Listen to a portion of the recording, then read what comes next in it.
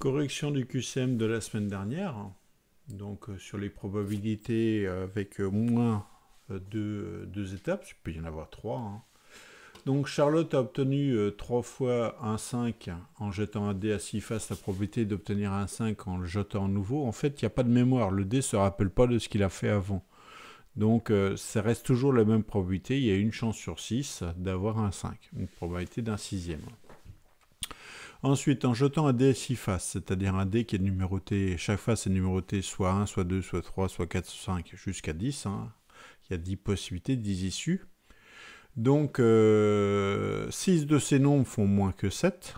Donc, 6 sur le nombre d'issues total qui est 10, ça fait bien 0,6. Faire 7, bah, il aurait fallu, il n'y a qu'une chance sur 10 de faire un 7, hein, donc ça n'est pas cette situation-là. Un nombre pair, la moitié des nombres sont pairs, hein, il y avait le 2, le 4, le 6, le 8 et le 10. Donc ça fait bien 5 sur 10, 0,5. Et un multiple de 3, ben dans un multiple de 3, il y avait 3, 6 et 9 qui sont tous possibles. Donc il y en a 3 divisibles par les 10 possibles, ça fait 0,3 ou 0,3, ça peut aussi s'écrire 30%.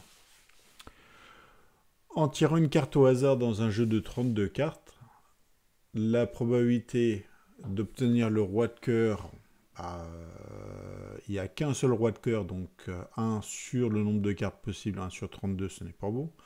Un roi, il y a 4 rois dans un jeu de cartes, donc 4 que divise 32, c'est aussi égal à 1 que divise 8, hein, puisqu'ils sont tous les deux des multiples de 4.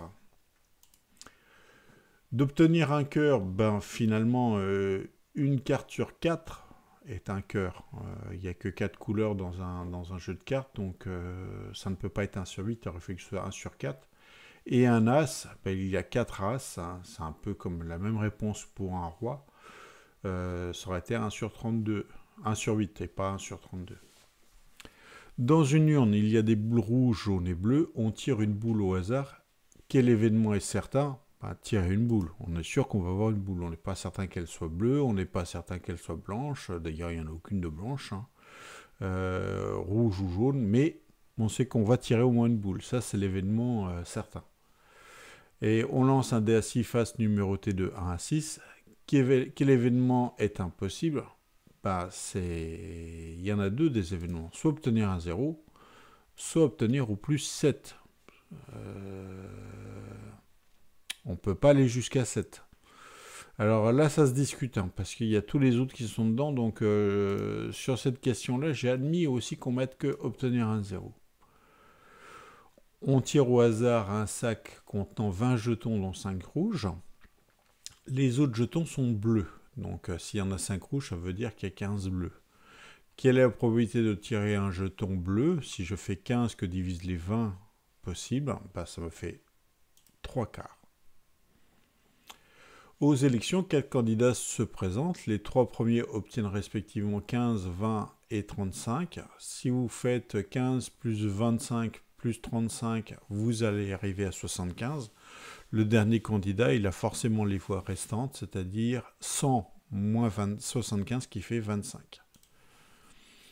Dans une urne, il y a 10 boules rouges et 20 boules noires. La possibilité de tirer une boule rouge, au total ça fait 30 boules hein, quand même. Tirer une boule rouge, c'est les 10 rouges que divisent les 30 possibles, ce qui fait un tiers. Un bus transporte des élèves pour une compétition multisport. Il y a 10 joueurs de ping-pong, 12 coureurs de fond et 18 gymnastes. Lors d'un arrêt, ils sortent du bus en désordre. Quelle est la probabilité que le premier sportif soit un coureur ou un gymnaste? Alors, vous avez deux solutions. Soit vous additionnez les coureurs de fond et les gymnastes, vous arrivez à 30. Et ils sont 40 en tout dans le bus. Donc 30 que divise 40, ça fait 3 quarts, ça fait 0,75.